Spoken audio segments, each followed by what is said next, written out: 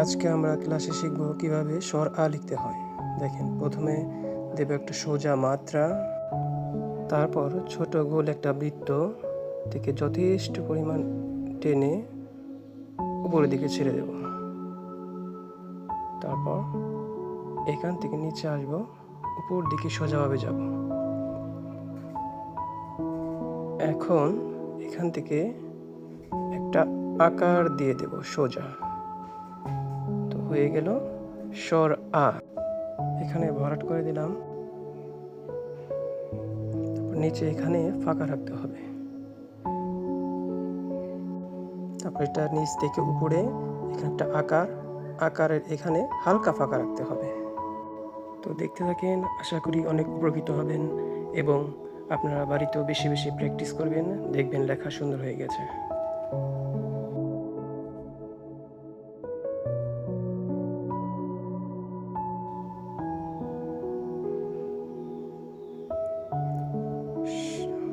স্বর আর এই আকারের মাঝখানে বেশি ফাঁকা রাখা যাবে না।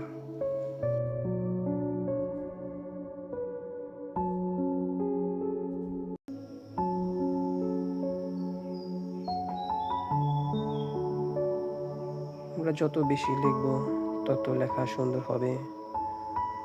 সম্পূর্ণ পেজের মধ্যেই লিখতে হবে, প্রতিদিন প্র্যাকটিস করতে হবে, তাহলে লেখা চালু হবে, লেখা সুন্দর হবে।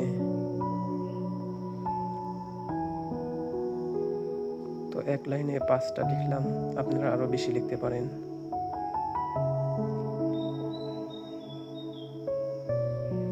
লেখার দিকে খেয়াল রাখতে হবে, লেখা যেন সুন্দর হয় ওইভাবে চেষ্টা করতে হবে।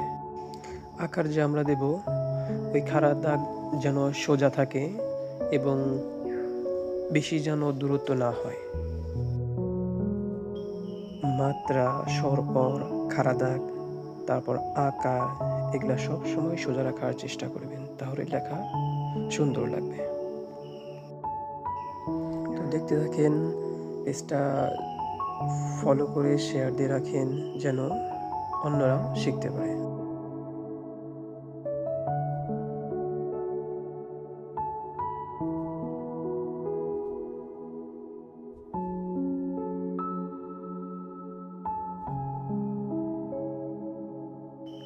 তো এভাবে সম্পূর্ণ পেজের মধ্যে লিখবেন, তাহলে লেখা সুন্দর হবে, লেখা চালু হবে।